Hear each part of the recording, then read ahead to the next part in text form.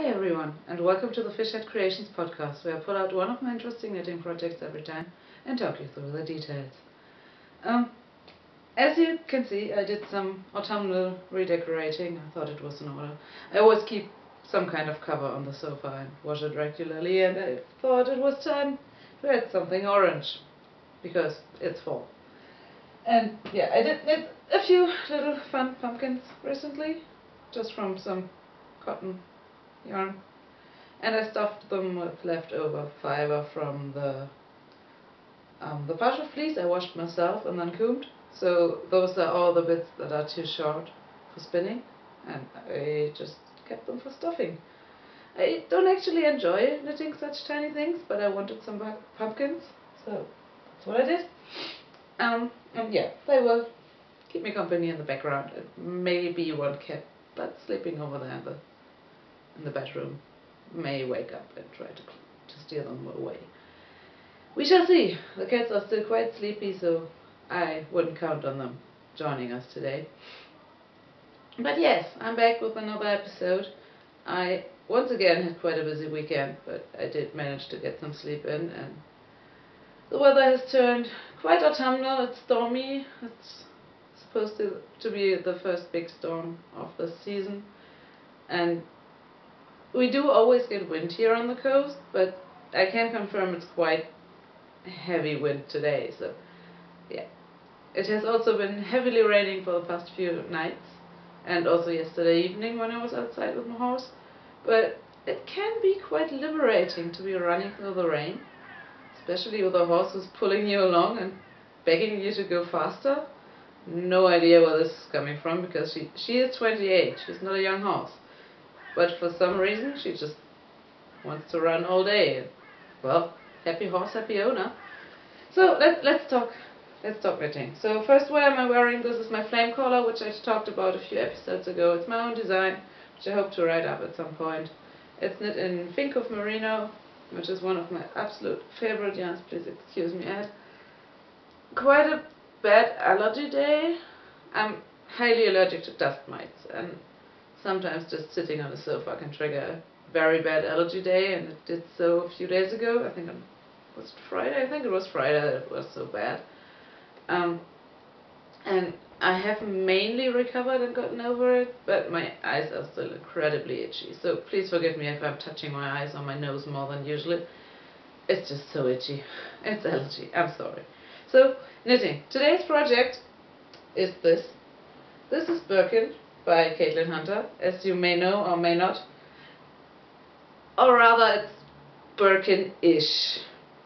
It's pretty much the same situation as with Belmont by Gudrun Johnston. I took the pattern and kept one key element of it. In Belmont, it was the lace pattern and the neckline shaping, and then modified it to death. I can't really say it otherwise. So, if you are familiar with Birkin, as it's originally done, it's a top-down yoke with, well, those leaves up here are green, and down here, those are brown in my version, and then there's 3 or 4 colors for the flowers, so there's quite a few rows of actually straining 3 colors in one round, and I just couldn't be bothered. So, and also this kind of neutral is just so much more me, and yeah, if you see the whole shape of it, you A, will understand why I'm talking about this after I talked about Rapunzel last week, and B, you will understand why there is a lot of things to talk about in this garment. So, Birkin, as it is written, is knit from the top down. You then set aside the sleeve stitches, finish the body, which I think is knit just straight down or with slight A-line shaping. I'm not quite sure, because I ignored it. Obviously. And then you pick up the sleeves, knit them down as you do. So what did I do instead?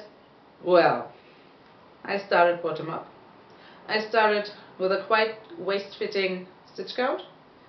So I didn't really bother looking at the stitch count it was supposed to have in the end. The only thing I looked at was the stitch count at the underarm. So after the body and sleeve were separated and the extra stitches for the underarm were cast on, that's my stitch count I looked at, and that's my stitch count I needed to get to. And then I took the stitch count that I thought would give me quite a fitted waist and knit in 1x1 rib. I have no idea what the pattern actually calls for. I did 1x1 rib because it's my favorite, for about 15 to 16 centimeters, and then over the next, I think, 20 to 22 centimeters, I increased out to the stitch count I needed at the underarm, so at the bust area. Same thing with the sleeves. I cast on, I'm pretty sure it's 60 stitches because I did the same thing for Rapunzel on this one. So 60 stitches, 60 rows of 1x1 rib, then increased out to 88 stitches, set aside a certain number of stitches for the underarms. Don't ask me, I did what the pattern told me to do, and joined them all in the round to knit the yoke from the bottom up as well. I have done this several times. It's not a new thing for me to turn around. Oh, good morning. It's not a new thing for me to turn around the knitting direction in the yoke because I just prefer knitting bottom up. And this was the first sweater that I used to experiment with this type of shape. So this fitted high ribbed waist that then increases out when the stockinette begins, and I really liked it. I really enjoyed it. So that's how I got the idea to do it for the Rapunzel. This was my starting point, because in this I had a yoke that I wanted to do, but I wanted to put it on a different shape, because I knew I was going to modify the yoke in it anyway. We'll get to that. So I joined body and sleeves in the round, knit a few rows as you do, and then started the color work. So the Birkin, as it is written and as the pattern is originally, has quite a bit of an issue with the yoke being too deep and too narrow. Many people have reported it's hard to lift your arms when wearing the Birkin yoke, and it's quite restrictive around the shoulders. We have company. It's quite restricting around the shoulders and doesn't allow enough movement in the arms. So what I did was move the charts all one increase further down, or decrease in my direction. So when usually you would increase here and here and here and here and here, I started my color work from the bottom up before I ever decreased. So my stitch count for this, it's so hard to explain, it's so easy. My stitch count for this part of the color work is the stitch count that in the pattern you only reach after this bit of color work. So knitting from the top down. You would have increased here, then done the color work, then increased here again, whereas I did the color work on the stitch count that the pattern only reaches here. So I moved it down one decrease, and then increase. Then the stitch count that is supposed to be here, I already used for this long chart, because there are no increases in this chart or decreases in my direction. So this whole chart of the flowers is knit over the same stitch count, which makes it so restrictive when you're knitting a two pattern, because it's such a wide motif that such a long area of the stitches being the same number doesn't allow for the shape that your shoulders will naturally have, and well, for the movement and space you need in your arms, which is why I did all this moving down. So those stitches are knit, this chart is knit over the amount of stitches that you're supposed to have after the chart is done, and so on. So basically what I did was use the amount of stitches that, coming from the top down, you were supposed to get to after one of the charts. So that's 3 charts, obviously. So this is one chart, this is one chart, this is one chart, and I knit all 3 charts on the amount of stitches of the next chart. I'm not sure if I'm making any sense, but it boils down to I use more stitches than called for in the pattern for each section of the yoke, which made it a lot wider, especially around, well, the bottom part, so where you actually need some space to move around your arms. And it does fit quite well. So I played around a bit in the area above the charts with how many rows to do in between my decrease rows, because I needed to fit one more decrease row in than there were increase rows in the pattern in this part. But it did work out quite well. And then I decided I wanted at least some kind of turtleneck, so I think it's about 20 rows, 25 rows of 1x1 rib again at the top. And also I did probably around 3 or 4 sets of short rows in the back. The whole thing is knit at a 24 stitches per 10 centimeters gauge, which for me requires a 3mm needle in most yarns in those situations where my gauge doesn't do whatever it wants, but usually that's the gauge I get on 3mm needles. The yarns, the black, the main color is Sun is Tove. This brown is Garthenor number 2, I think. It's the Garthenor 2-ply version in 100% Manx Loughton in the natural color, and the grey is Jelazna 2-ply, undyed natural Polish wool, low processed, curated by Martin's Lab. Those yarns are all heavy on the fingering weight. I'd say the Tove is a heavy fingering weight, the other two I'd categorize as a sport weight, which means in the yoke I did get quite dense fabric.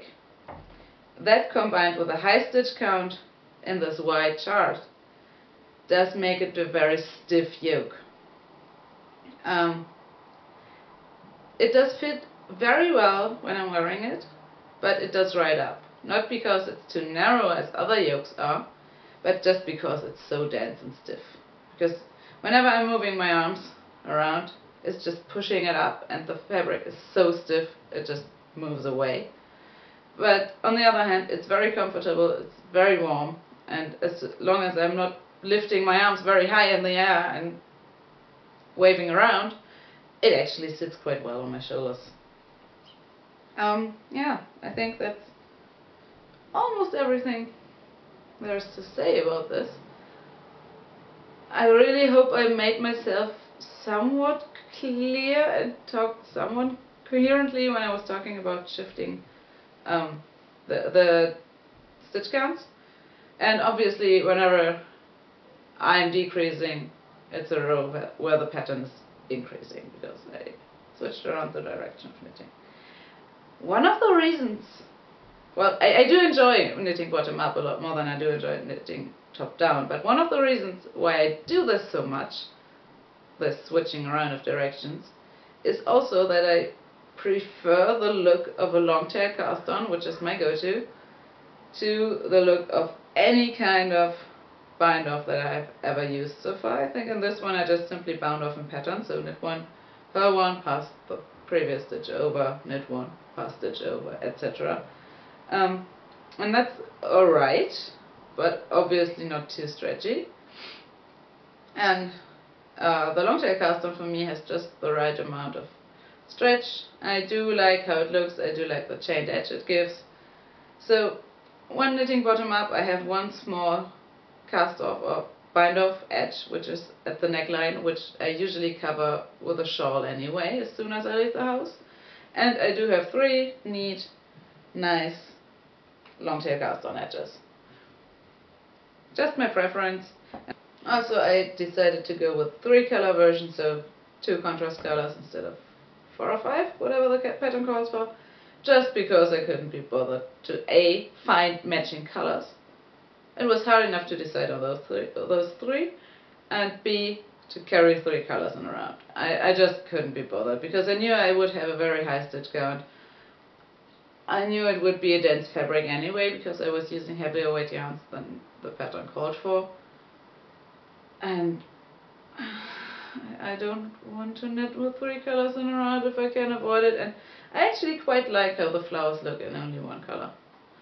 I think using more than one color for the flower part would just have been too wild and colorful and crazy for me, so yeah, I'm quite happy with my very subdued color choice in this.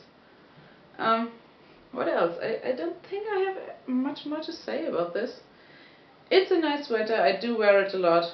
It's quite warm, so now that the weather's cooling down, we're supposed to have around 14 degrees Celsius today and somewhere between 11 and 14 for the rest of the week, which is perfect. I love this weather.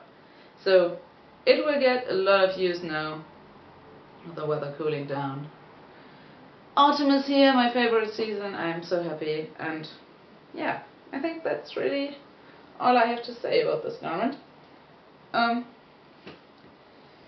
Against my expectations, we have a visitor, and I will pull her into the video while I say goodbye to you.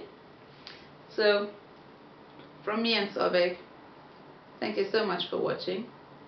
You can find me on Instagram as Caledoniana, and you can find me as Obsty on Ravelry.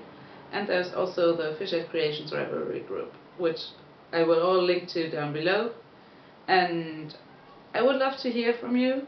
I would love to talk to you and hear back from you, hear your thoughts about modifying shape and fit of garments, switching knitting directions, etc. Oh, and also, there will be a pattern release from me tomorrow. My Christmas socks and matching wrist warmers will come tomorrow as part of the, no, not really as official part of the, but going along with the start of the Festive Sock Along by Amy Florence of Stranded Dye Works and the Stranded podcast. She is hosting her Festive Sock Along again this year, and I'm so excited for it. And I will be launching my Christmas sock pattern tomorrow for the start of this knit along. It's color work and texture, as you would expect from me, probably. Well, texture is not really something to expect from me, but color work is. The pictures are not very Christmassy or festive because I took them in July, and believe me, it's hard. It's absolutely hard to find dark green sock yarn in July. Believe me. I went to, I don't know, 5 stores and checked 20 online stores until I found one that carried dark green sock yarn. So yeah, stay tuned for that. Pattern is coming tomorrow. Until then, or until next week when I will be talking to you again, thank you so much for watching. I hope you have learned something, gotten some new ideas, gotten some inspiration. I would love to hear back from you. I would love to talk to you about it, and I will see you next week. Bye!